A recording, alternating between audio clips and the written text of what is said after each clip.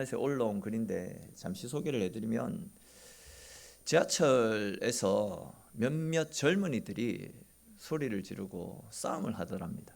근데 이제 그때 옆에서 그 모습을 지켜보고 있던 중년 신사 한 분이 그들을 향해서, 젊은이들, 이렇게 사람이 많은 곳에서 왜 그렇게 소리를 지르고 싸우냐, 여기가 무슨 교회냐, 그런 이야기를 했다라고 합니다. 여기가 교회냐? 그 소리가 나왔는데 지하철에 있던 사람들이 빵 터졌다라고 합니다. 그렇게 시끄럽고 북적북적한데 그 모습을 보고 옆에 있던 사람이 이곳이 교회냐? 왜 그렇게 소리를 높여서 싸우느냐? 그리고 그 소리를 들었던 사람들이 웃습니다. 그러니까 교회를 싸움이 난무하는 곳으로, 좀 저질 집단으로 치부해 버리고 있는 모습을 여실히 드러내고 있습니다. 아시듯이 옛날 초대교회 때는 믿지 않는 사람들이 교회와 성도들을 보면서 저기 저 그리스도인들을 보라, 저들이 얼마나 서로 사랑하고 있는지, 저들이 얼마나 다른 사람들을 위해서 헌신하고 열심으로 봉사하는 삶을 살고 있는지 우리들도 저들의 모습을 배워야 된다. 믿지 않는 사람들의 입에서 이런 이야기가 나왔더랬습니다. 근데 이제 오늘날 교회와 성도들을 바라보는 세상 사람들의 시선은 결코 곱지 않습니다. 그렇게 시끄러운 현장을 보면서 여기가 교회냐, 비꼬는 듯한 이야기를 합니다. 저기 저 그리스도인들을 봐라, 저기 저 예수쟁이들을 봐라, 저 사람들은 허구한 날 싸움만 한다, 이런 이야기들을 듣고 있는 실정입니다. 세상 사람들이 악하기 때문에 이런 말을 하는 것이 아니죠. 그만큼 세상의 빛과 소금의 역할을 감당하며 살아가야 되는 우리들이 빛을 상실한 채 소금의 역할을 감당하지 못하고 있기 때문에, 세상이 우리를 통해서 선한 것을 깨닫지 못하기 때문에 세상이 그런 욕을 하고 있습니다. 다시 말해서 세상이 악하기 때문이 아니라 말씀대로 살아가지 못하는 우리들의 책임으로, 우리들로 인하여서 이런 소리를 듣고 있는 겁니다. 다시 말해서 세상의 빛과 소금이 되어야 될 교회와 성도들이 세상 속에 너무나도 부정적인 모습들을 많이 비추고 있는 실정입니다. 진짜 여러분, 한국교회와 모든 성도들이 하나님 말씀 앞에서 빛으로 소금으로서의 삶을 살지 못하고 있는 우리들의 실상을 바라보며 자기 성찰의 시간들을 가져봐야 되지 않겠나 생각합니다. 더 나아가서 자기 반성의 자리에만 머물러 있어서도 안 되고, 말씀대로 살아가려고 하는 절대적인 노력과 헌신이 절대적으로 필요하다 생각되어집니다. 여러분, 우리는 모두는 세상과 구별된 모습으로 주님이 걸어가셨던 십자가의 길, 좁고 험난한 말씀이 있는 길을 따라 살아가야 되는 그리스도인들 아닙니까? 이 그리스도인이라는 이름은 우리가 하나님 말씀대로 살아갈 때, 즉 말씀을 실천하며 살아갈 때는 세상 사람들이 부러워하고 또 두려워하며 존경하고 본받고 싶어하는 위대한 이름이 될 수 있지만, 반대로 우리 욕심만 내세우고 하나님의 뜻과 정 반대되는 삶을 산다면 지금처럼 세상의 조롱거리, 비웃음거리로 전락하고 말 것입니다. 즉 그리스도인이라는 이름이 조롱거리가 되느냐, 아니면 부러움과 존경의 대상이 되느냐라는 것은 결국 우리들의 삶의 자세, 우리들이 세상 가운데 내비치는 우리들의 모습에 따라 결정되어진다 해도 틀린 말이 아닐 것입니다. 오늘 우리가 살펴볼 말씀도 다윗의 상태와 영적인 모습에 따라서 사람들이 다윗을 대하는 태도가 달라지는 모습들이 그려지고 있습니다. 새벽 기도 때 한두 번 이 말씀을 전했던 기억이 있는데, 그래서 조금 익숙한 말씀이 아닐까 생각됩니다. 오늘 말씀해 보시면 다윗이 영적으로 충만하고 또 하나님을 의지하면서 살아갈 때는 그의 이름이 세상 가운데 높아집니다. 또 존귀 여김을 받게 됩니다. 그런데 그들이 하나님 뜻대로, 즉 다윗이 하나님 뜻대로 살지 않고 인간적인 방법을 쫓아 자기 육신의 안위만 돌보며 살아갈 때에는 사람들의 비난과 조롱거리로 전락하는 모습들이 나타나고 있습니다. 오늘 본문에서는 다윗이 블레셋 장수 골리앗을 무찌르는 큰 공을 세운 뒤에 개선하는 모습이 그려지고 있습니다. 그때 이제 수많은 이스라엘 백성들이 다 나와서 전쟁에서 큰 승리를 거두고 돌아왔던 사울 왕과 다윗을 칭찬하는 장면들이 그려지고 있습니다. 오늘 본문 6절 한번 보십시오. 우리 6절 말씀 같이 한번 읽어봅시다. 오늘 본문 사무엘상 18장 6절에 기록된 말씀 같이 읽도록 하겠습니다. 무리가 돌아올 때에 곧 다윗이 블레셋 사람을 죽이고 돌아올 때에 여인들이 이스라엘 모든 성읍에서 나와서 노래하며 춤추며 소고와 경새를 가지고 왕 사울을 환영하는데. 아멘. 자, 그리고 이어지는 7절도 우리 같이 한번 읽어봅시다. 7절 말씀 같이 읽겠습니다. 여인들이 뛰놀며 노래하여 이르되 사울이 죽인 자는 천천히요 다윗은 만만이로다 한지라. 아멘. 자, 보시면 그냥 간단하게 이야기하면 이제 이번 블레셋과의 전투에서 사울 왕보다 다윗의 공이 훨씬 크고 위대했다라며 다윗을 칭찬하는 노래입니다. 사실 이번 전쟁, 즉 블레셋과의 전투에서 다윗이 없었다라고 한다면 이스라엘은 골리앗의 위세에 놀려가지고 제대로 싸워보지도 못했을 것입니다. 실제로 다윗이 가기 전에 어느 누구 하나 나서가지고 하나님을 모욕하는 골리앗을 처치하겠다라고 뛰어드는 사람이 없었잖아요.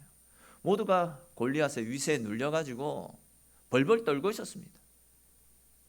우리 다 죽는 것이 아닌가 하는 위기감을 느낀 채 모두가 숨어 지내고 있었더랬습니다. 모두가 다 골리앗에게 죽는 것은 아닌가 불안감에 빠져 있었다라는 거죠. 그런데 말도 안 되는 그런 상황 가운데 다윗이 등장해서 골리앗을 무찌르고 그 전쟁에서 승리할 수 있지 않았습니까? 이러한 다윗의 공을 높이 지하하며 다윗을 칭찬하기 위해서 사람들이 부르는 노래가 오늘 본문 18장 7절에 기록되어져 있는 말씀입니다. 근데 저는 단순히 다윗이 전쟁에서 큰 공을 세웠다라는 그 이유 그 하나만으로 그를 이렇게 높이며 칭찬하는 것이 아니다라고 생각합니다. 사람들이 이렇게 다윗을 크게 칭찬했던 더 큰 이유는 사무엘상 17장 45절 말씀을 통해서 우리가 엿볼 수 있는데 우리 같이 한번 읽어봅시다. 잘 아는 말씀인데 17장 45절에 기록된 말씀 같이 한번 읽겠습니다. 다윗이 블레셋 사람에게 이르되 너는 칼과 창과 단창으로 내게 나오거니와 나는 만군의 여호와의 이름 곧 내가 모욕하는 이스라엘 군대의 하나님의 이름으로 내게 나아가노라. 아멘. 자, 잘 아시는 대로 블레셋과의 전쟁에 나섰던 이스라엘은요 골리앗의 덩치와 기상, 위세에 눌려가지고 골리앗이 자기들을 조롱하고 하나님을 모욕하고 있는데도 그 누구 하나 나서지 못하고 있었습니다.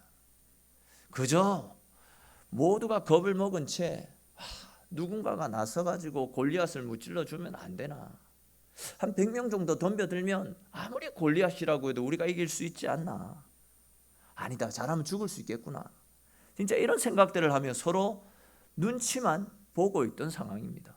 그런데 17세에 약간 다윗이 났습니다. 그러더니 겁도 없이 그 골리앗을 향해 했던 말이 무엇입니까? 너는 칼과 창과 단창으로 내게 나오지만 나는 네가 조롱하고 무시하는 만군의 하나님 여호와 하나님의 이름으로 나아간다라고 이야기합니다. 네가 나보다 키도 크고 힘도 세고 무기도 훨씬 훌륭한 걸 가지고 있지만 나는 하나님이 함께 하시기 때문에 나는 너와의 싸움이 두렵지 않다. 어디 한번 덤벼보자. 이런 기세로 지금 골리앗에게 맞서고 있는 상황입니다. 이런 믿음으로 나갔을 때 어떤 일이 일어납니까? 결국 다윗이 골리앗을 물리치지 않습니까? 여러분, 다윗이 골리앗을 이길 수 있었던 것은 그가 돌팔매질 이거 돌리는 거 물맷돌질 그걸 잘해가지고 이긴 것이 아니지 않습니까? 그는 하나님이 나와 함께 계신다라는 믿음, 하나님께서 당신의 이름을 모욕하고 욕하는 저 골리앗, 짐승과도 못한 저 골리앗을 이기게 하실 것이다라는 믿음, 그 믿음으로 골리앗을 물리칠 수 있었던 겁니다. 이런 믿음을 사람들이 높이 샀던 것이고, 그 믿음을 귀하게 여기고 순식간에 다윗이 그런 믿음으로 골리앗을 이겼던 그 이야기가 이스라엘 백성들 가운데 순식간에 퍼져나갔던 겁니다. 이 이야기를 들었던 모든 이스라엘 백성들이 성읍 가운데 나와서 사울이 죽인 자는 천천히고 다윗은 만만이로다 라는 노래로 지금 다윗의 믿음, 다윗의 용기를 칭찬하고 있는 겁니다. 다시 말해서 이 노래는 환경과 상황을 보지 않고 오직 하나님을 믿는 믿음으로 나아가는 이 다윗의 믿음을 칭찬하는 노래다라고 보시면 되겠습니다. 그러나 다윗의 믿음과 용기를 칭찬하는 이 노래는 사울 왕에게 있어서는 자신의 자존심을 상하게 만들고 마치 자기를 조롱하는 노래처럼 들려오지 않았겠습니까? 그래서 그런지 오늘 본문 8절에 나와 있는 말씀처럼 사울 왕은 이 노래 소리를 굉장히 불쾌하게 여겼던 겁니다. 그리고 그때부터 해서 다윗을 눈여겨보기 시작합니다. 그리고는 이제 11절에 보시는 것처럼 다윗을 죽이기 위해서 2번씩이나 창을 날리는 것을 볼 수 있습니다. 이것뿐만이 아닙니다. 사울은 틈만 나면 다윗을 죽이기 위해서 이런저런 물리적인 공격을 가했더랬습니다. 그러나 다윗은 그때마다 하나님의 도우심으로 생명을 건질 수 있었더랬습니다. 근데 그것도 사실 한두 번이지. 사울의 살기가 극에 달하자 이제 나도 어쩔 수 없다라고 생각했던 다윗은 사울의 눈을 피해서 이스라엘 땅을 등진 채 블레셋 땅으로 망명을 하게 됩니다. 근데 이제 여기에서 우리가 생각해 볼 문제가 있는데, 우리가 알고 있듯이 일전에 다윗은 이미 사울 선지자를 통하여 가지고 하나님께서 사울 왕을 버리시고 다윗 당신을 이스라엘의 새로운 왕으로 세우기를 계획하고 계신다. 하나님께서 당신을 새로운 이스라엘의 왕으로 기름 부으실 것이다 라고 말씀을 하면서 다윗에게 왕으로서의 기름 부음 받는 그런 세레머니를 취해주지 않았습니까? 그렇기 때문에 엄밀히 말해서 이스라엘이라는 나라는 훗날 다윗이 왕이 되어서 다스려야 되는 다윗의 나라입니다. 다윗이 통치할 다윗의 땅입니다. 근데 위기가 찾아왔다라고 해가지고 자기가 왕이 되어서 다스려야 되는 자기 땅, 자기 나라를 등지고 떠난다. 그것도 하나님 어떻게 해야 되겠습니까? 하나님 도와주십시오. 단 한 번의 기도도 해보지 않고 자기 살기 위해서 블레셋 땅으로 도망을 친 일은 다윗에게 있어서 큰 실수였다라고 말씀드릴 수 있습니다. 하나님께서 자기를 왕으로 세우시겠다라고 말씀하셨잖아요. 그것을 다윗도 알고 있고 사무엘이 그 일을 위해서 기름 부음도 행하지 않았습니까? 그랬다라고 한다면 아무리 힘든 상황이 찾아온다 할지라도 하나님의 도우심을 바라면서 기도하며 하나님의 때를 기다릴 수 있어야만 했습니다.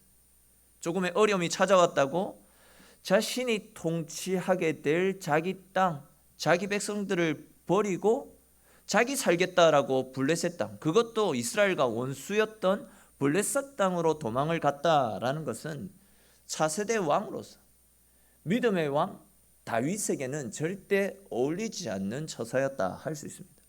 또한 하나님께서는 다윗이 이스라엘을 떠나지 않고 끝까지 남아서 기도하는 가운데 앞에 골리앗을 물리쳤을 때와 마찬가지로 믿음으로 하나님의 때를 기다리기를 바라고 계셨습니다. 그러나 다윗은 잠시 잠깐 그때의 환난을 피하기 위해서 이스라엘 땅을 등지는 실수를 범하지 않았습니까? 자기는 잠시 잠깐 피하고 위기만 해치고 나와야지라는 생각으로 이스라엘을 등졌지만 그 결과 7년 6개월 동안이나 이방 땅에서 광야에서 여기저기를 떠돌아다니면서 고생하는 삶을 살게 되었습니다. 즉 하나님을 의지하기보다도 인간적인 방법으로 위기를 모면하려고 했던 다윗의 어리석은 모습들이 오늘 본문 속에서 나타나고 있습니다.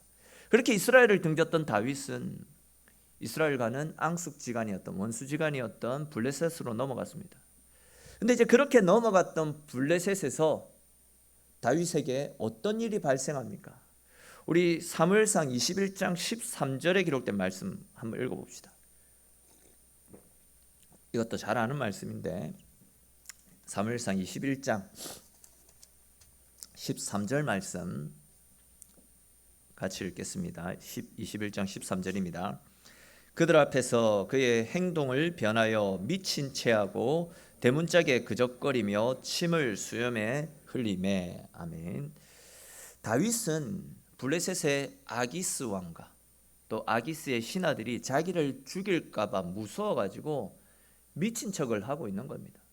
침을 질질 흘리면서 문에 그적그적거리면서 내 미친 사람이다, 미친 짓을 하고 있는 겁니다. 앞에서 살펴봤듯이 하나님을 모욕하는 골리앗 앞에서는 그렇게 믿음으로 담대하게 골리앗과 맞섰던 다윗이 이제는 생명을 부지하기 위해서 침까지 흘리며 미친 척하는 모습을 볼 수 있습니다. 장차 이스라엘의 새로운 왕이 될 사람인데 이방 민족들 앞에서 이런 미친 척을 하는 게 여러분 이해가 되어집니까? 우리 앞에 사진 한번 띄워주시겠습니까? 제가 어떤 정치적인 의도를 가지고 이 사진을 준비한 거 절대 아닙니다. 이 사진은 이제 윤 대통령께서 이제 대통령 취임식 날에 이를 축하하기 위해서 찾아왔던 중국에서도 서열이 8번째 되는 어떤 부주석이라는 사람에게 머리를 숙이고 인사를 하는 장면입니다. 보통 이제 나라 대 나라의 수장들, 대통령이나 아니면 주석들이 만나서 인사를 할 때는 머리를 숙이지 않지 않습니까? 머리를 숙인다라는 것은 상대방 나라가 우리보다 아버지 국가나 형의 국가, 상대를 높인다라는 의미이기 때문에 나라 대 나라가 인사를 할 때는 그냥 악수하는 것이 관례입니다. 근데 머리를 숙이지 않는 것이 관례인데 중국에서도 8번째 서열에 있는 사람에게 머리를 숙이고 인사를 했다라고 해가지고 언론 및 야당에서 국가적인 수치다라는 말로 엄청난 비난을 했었던 기억이 나거든요. 여러분, 한 나라의 수장이 다른 나라의 외교관들과 인사를 하면서 머리 숙인 것도 이렇게 수치다, 진짜 국가적인 망신이다, 이렇게 말할 정도인데 장차 이스라엘의 왕이 될 것이다 라고 하나님께서 기름 부음을 행했던 사람이, 그리고 하나님 나라의 대표적인 사람이다 라고 할 수 있는 다윗이 이방의 왕 앞에서 그것도 머리를 숙인 정도가 아니라 살기 위해서 침을 흘리고 미친 척까지 했으니까 이건 얼마나 굴욕적인 일이겠습니까? 다윗 인생에 있어서 가장 치욕스럽고 망신스럽고 부끄러운 일입니다. 그런데 우리는 다윗이 이렇게 이방 왕 앞에서 미친 척을 하게 되었던 이유를 생각해 볼 필요가 있습니다. 그 이유가 사무엘상 21장 11절에 나타나고 있는데 뭔가 익숙한 표현입니다. 우리 21장 11절 말씀도 같이 한번 읽어보도록 하겠습니다. 21장 11절 말씀 같이 읽겠습니다. 아기스의 신하들이 아기스에게 말하되 이는 그 땅의 왕 다윗이 아니니까 무리가 춤추며 이 사람의 일을 노래하여 이르되 사울이 죽인 자는 천천히요 다윗은 만만히로다 하지 아니하였나이까 한지라. 아멘. 자, 우리 바로 이어서 12절 말씀도 한번 봅시다. 12절 말씀도 같이 읽겠습니다. 다윗이 이 말을 그의 마음에 두고 가드 왕 아기스를 심히 두려워하여. 아멘. 자, 보시면 다윗은 상대방이 건넸던 사울이 죽인 자는 천천히지만 다윗은 만만히로다, 아기스의 부하들이 건넸던 그 말을 듣고 심히 두려워하여 침을 질질 흘리며 자기 머리를 문에 그적거리면서 미친 척을 했다라는 것을 알 수 있습니다. 그러니까 이제 지금까지 말씀드렸던 이 상황을 조금 쉽게 설명을 드리면 다윗이 사울 왕의 칼날을 피해서 자기 살기 위해서 하나님이 약속하신 그 땅을 버려두고 도망을 갔습니다. 다윗이 자기네 땅으로 도망온 것을 알게 되었던 이 아기스의 신하들이 지금 아기스 왕에게 다윗은 골리앗을 죽인 위대한 장수입니다. 특히 21장 11절 말씀 보시면 아기스의 신하들이 아기스 왕에게 이는 이스라엘의 왕 다윗 아닙니까? 그 땅의 왕 다윗입니다 라고 말하면서 사울 왕이 살아있음에도 불구하고 오히려 다윗을 이스라엘의 왕이라고 말할 정도였습니다. 즉 다윗은 사울 왕보다도 훨씬 뛰어난 위대한 장수입니다. 이 위대한 장수가 우리에게 찾아온 것은 분명 폐하를 죽이고 우리나라를 침범해서 우리나라를 망하게 하기 위해서입니다. 이 자를 살려두게 되면 우리가 큰 낭패를 볼 수 있으니 지금 당장 이 자를 죽여야 됩니다. 사울은 천천히지만 다윗은 만만입니다. 사울보다 훨씬 위대한 장수입니다. 그러니 빨리 죽여야 됩니다 라면서 아기스의 신하들이 아기스 왕을 부추기고 있는 상황입니다. 이처럼 자기를 죽여야 된다라는 소리에 놀랬던 다윗이 죽지 않고 살아보겠다라고 생명의 위협을 느낀 채 급기야 침을 흘리고 미친 척까지 하면서 생명을 보존하려고 했던 겁니다. 그럼 분명히 우리가 조금 전에 읽었던 18장 7절 말씀과 지금 살펴보고 있는 21장 11절에 나타나는 말씀은 같은 노래 아닙니까? 사울은 천천히고 다윗은 만만히로다. 똑같은 노래입니다. 다윗을 높이고 다윗을 칭찬하는 노래입니다. 그런데 세상의 환경과 조건을 바라보지 않고 오직 하나님을 의지하는 믿음으로 하나님을 위한 삶 그리고 하나님을 높이는 삶을 살았을 때에는 그렇게 영광스럽고 복되었던 노래가 하나님을 신뢰하지 않고 그냥 인간적인 방법으로 잘못된 길을 걸어가고 있을 때는 어떻게 다가옵니까? 다윗 인생에서 가장 수치스럽고 치욕스러운 노래로 바뀌고 있지 않습니까? 조금 다른 관점으로 말씀드리면 지금 다윗을 둘러싸고 있는 환경은 바뀐 것이 전혀 없습니다. 블레셋이 다윗을 둘러싸고 있는 환경도 똑같았고요.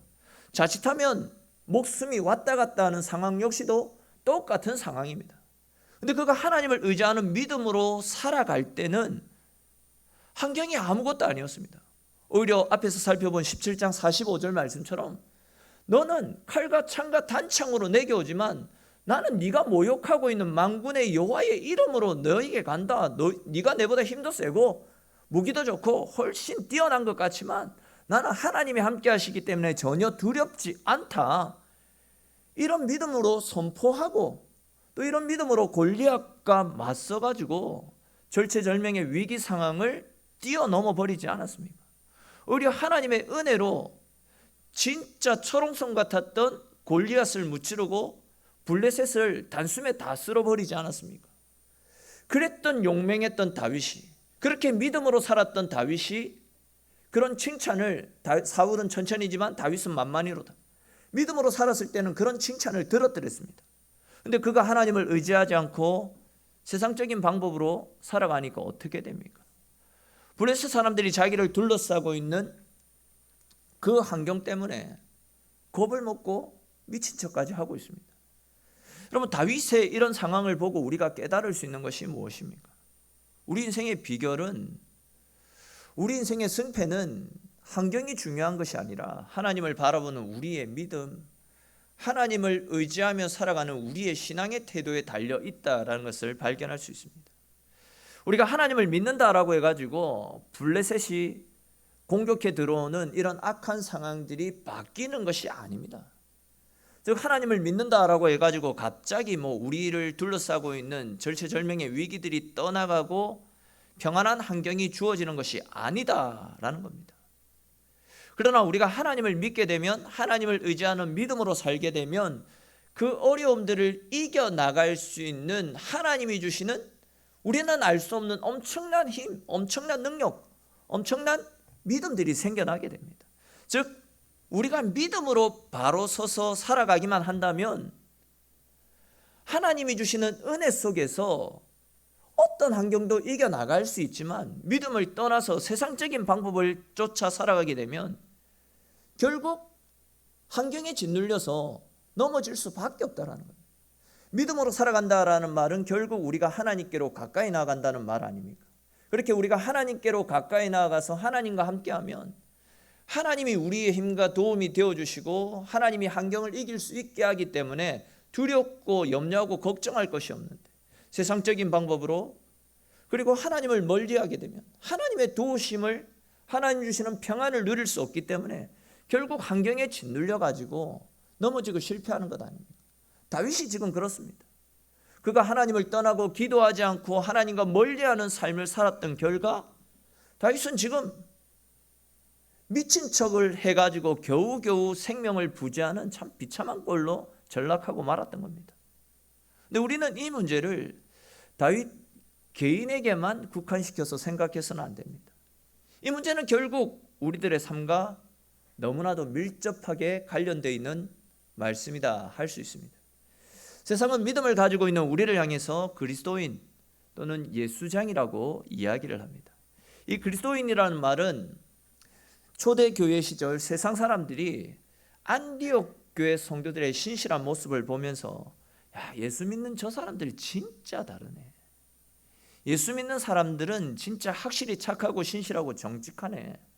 야, 저 사람들 예수 믿는 사람들 아니가. 그러니까 저렇게 살아가는 거다. 안디옥 교회 성도들의 구별되고 착한 행실을 바라보면서 그들을 칭찬하기 위해서, 그들을 우리와 다른 무리라고 떠받들기 위해서 나왔던 말이 그리스도인입니다. 그리스도인이라는 말이 그렇게 거룩한 의미에서 생겨난 이야기입니다. 근데 아시는 대로 안디옥 교회 성도들이 아무 문제 없이 평안한 삶을 살았기 때문에 세상과 구별된 삶을 살았던 것이 아닙니다. 로마 시절 예수 믿는다라는 이유로 성도들을 박해하고 감옥에 가두고 사자밥으로 던져주는 일들, 즉 신앙을 가진 것만으로 핍박을 받던 시대가 이 시대였습니다. 안디옥 교회 성도들도 믿는다라는 이유로 핍박과 박해를 많이 받았더랬습니다. 그러나 그들은 고문과 핍박을 받는 상황 속에서도 낙심하지 않았습니다. 그럼에도 불구하고 환난 가운데 있는 성도들을 위로하고 슬픔 가운데 빠져있는 주변 이웃들을 사랑으로 돌아보고 섬겼더랬습니다. 하나님을 믿는 믿음으로 그들을 짓누르고 있는 삶의 환경들을 척척 헤쳐나갔다라는 겁니다. 환경은 여전히 어려웠습니다. 그들이 예수 잘 믿는다라고 해가지고 로마 사람들이 그들을 칭찬해주며, 그래 너희들은 다르니까 너희들 잘 살도록 우리가 협조해 줄게, 이것이 아니라 오히려 더 핍박하고 오히려 더 박해하고 오히려 더 그들을 몰아세웠다라는 겁니다. 그럼에도 불구하고 그들은 세상과 구별된 삶을 살았습니다. 어려운 가운데 있는 사람들을 돌아보고 사랑으로 섬겼습니다. 그런 그들의 모습을 보고, 야, 저들 역시 다르다. 저렇게 힘들고 어려울 건데 저런 상황에서도 우리를 돌아보고 섬길 여유가 있네. 역시 하나님 사랑받는 사람들은 다르네. 바로 이런 측면에서 그리스도인이라고 안디옥 교회 성도들을 불렀던 겁니다. 이 말씀을 오늘 본문과 관련해서 생각을 해보면요, 우리가 어떻게 믿고 우리가 어떻게 생활하느냐에 따라서 그리스도인이라는 이름 역시도 세상 사람들이 부러워하고 존경하는 이름으로 불려질 수도 있을 것이고, 아니면 그 반대로 사람들이 조롱하고 멸시하고 비난하고 손가락질하는 이름으로 불려질 수도 있을 겁니다. 여러분, 우리가 기왕 예수 믿는다라고 한다면 어떻게 믿어야 되겠습니까? 어떤 신앙생활을 해야 되겠습니까? 진짜 예수님을 안 만났을 때라고 한다면 모르겠지만, 예수님을 만나고 은혜를 체험하고 제대로 한번 믿어봐야겠다라고 결심을 한 사람들이라고 한다면, 이왕 믿는 거 사람들로부터, 와, 저 사람 진짜 예수밖에 모르는 사람이구나, 진짜 저 사람 예수님 만나더니 삶이 완전히 바뀌었구나, 저 사람 예수 만나더니 항상 저렇게 기뻐하고 즐거워하는 삶을 살구나, 이런 소리를 들어봐야 되지 않겠습니까? 진짜 예수를 믿으려면 적어도 예수쟁이라는 소리를 들어볼 수 있어야 되지 않겠습니까? 또한 같은 그리스도인들에게, 같은 신앙생활을 하는 사람들에게도 저 사람은 진짜 믿어도 제대로 믿는 사람이다. 또한 주변에 안 믿는 가족들, 안 믿는 친척들, 친지, 지인들에게도 저 사람 진짜 하나님 사랑하는 사람이구나, 저 사람 진짜 제대로 믿는 사람이구나, 이런 소리를 들어야 되지 않겠습니까? 우리가 이런 삶을 살게 된다면 그리스도인, 또한 예수쟁이라는 이름은 정말 영광스럽고 복된 이름으로 세상 가운데 드러나게 될 것입니다. 그러나 내가 하나님을 신뢰하지 못하고 세상과 구별되지 않고 내 욕심이나 내 이익만을 먼저 챙기고 하나님과 가까이 하는 삶을 살기보다도 내 쾌락과 내 만족, 내 기쁨, 내 정욕을 쫓아서 살아가는 삶을 살게 된다라고 한다면 예수쟁이 그리스도인이라는 이름은 세상 사람들의 욕바지로 전락하고 말 것입니다. 예수쟁이 그것들 진짜 별것 없더라. 술고래, 욕쟁이, 아이고 저 사람 교회 장로라고 하던데 맨날 욕이나 해대고 맨날 부정적인 말로 사람들 분열이나 일으키고 저 사람 진짜 저 사람 보니까 교회라는 거 정내미가 떨어진다. 저 사람이 믿는 하나님이라면 하나님 없다. 그런 이야기들을 하지 않겠습니까? 진짜 우리가 제대로 살지 않는다라고 한다면 하나님의 이름이 교회라고 하는 예수님께서 피값으로 세우신 이 거룩하고 거룩한 하나님의 성전이 이렇게 수치스럽고 치욕스러운 사람들의 입에 부정적으로 오르락내리락거리는 그런 조롱거리로 전락되고 말 것입니다. 여러분, 그리스도인이 무엇입니까? 예수 그리스도를 따라 살아가는 사람들 아닙니까? 나의 착하고 거룩한 구별된 모습으로 세상 가운데 빛을 비추고 소망을 심어주고 하나님의 사랑을 나누어주는 사람들이 그리스도인들입니다. 희망을 잃어버린 사람들에게 빛을 전하고 희망을 나누어 줄 수 있는 사람들, 그런 사람들이 그리스도인들입니다. 이런 사람들이 많은 세상이 정말 복되고 살기 좋은 세상 아니겠습니까? 이렇게 살기 좋은 세상, 복받는 세상으로 변화시켜 나가야 될 책임이 우리 모두에게 주어진 책임입니다. 전에도 몇 번 말씀드렸지만 안 믿는 사람들은 우리가 교회 안에서 얼마나 헌금을 열심히 많이 하고 얼마나 새벽 기도에 빠지지 않고 예배에 빠지지 않고 잘 참석하느냐, 우리들의 신앙생활하는 모습을 보고 우리들을 부러워하거나 우리들을 존경하지 않습니다. 세상 사람들은 우리가 진짜 사랑할 수 없는 사람을 주의 이름으로 사랑하고 품어주고 용서할 수 없는 사랑까지도 하나님께 받은 사랑으로 품어주고 용서해주는 그런 모습, 세상과 구별된 진짜 거룩하고 착한 우리의 행실, 즉 예배당 안에서의 우리의 모습이 아니라 세상 가운데 살아가는 우리의 모습을 보고 도전을 받고 하나님을 발견하게 된다라는 거죠. 다시 말해서 우리가 착한 삶을 살아갈 때 안 믿는 사람들이 그런 우리의 모습을 보고 하나님을 두려워하고 또 그런 우리의 모습을 보고 나도 예수 믿어야 되겠다, 나도 교회 나가야 되겠다라는 생각을 하게 된다라는 겁니다. 지금 특별히 우리는 추석 명절을 보내고 있습니다. 지금도 추석 명절을 맞아서 많은 친지들과 이웃들을 만나셨을 것이고 또 지금 온라인상으로 예배를 드리고 있는 분들 중에서도 친척들과 친지들과 만남 중에 있는 분들도 계실 것이고 또 이 예배가 끝나고 나면 또 다른 만남을 위해서 어딘가로 가시는 분들도 분명 계실 것입니다. 근데 중요한 것은 우리가 어디에 있든지 누구를 만나든지 그 만남을 통해서 우리는 내 안에 역사하고 계시는 나에게 구원의 은혜를 베풀어 주신 하나님의 사랑, 내가 받은 십자가의 사랑을 드러내는 삶을 살 수 있어야 됩니다. 우리의 구별된 모습과 착한 행실을 통해서 믿지 않는 친지들, 가족들에게 역시 예수 믿는 너희들은 다르구나, 역시 예수 믿고 나서 너희들의 삶이 너무 바뀌었구나 라는 소리를 들을 수 있어야 됩니다. 예수 믿는 사람들은 다르다라는 것을 우리의 삶을 통해서 보여줄 수 있어야 된다라는 거죠. 다시 말해서 우리의 거룩하고 구별된 모습을 통해서 그분들이 하나님을 발견하게 되고 복음에 대한 마음이 열리게 되고 주님 앞으로 나오는 계기가 일어날 수 있도록, 즉 내 삶이 그들을 하나님 앞으로 이끌어가는 복의 통로, 축복의 통로의 삶이 되어져야 된다라는 겁니다.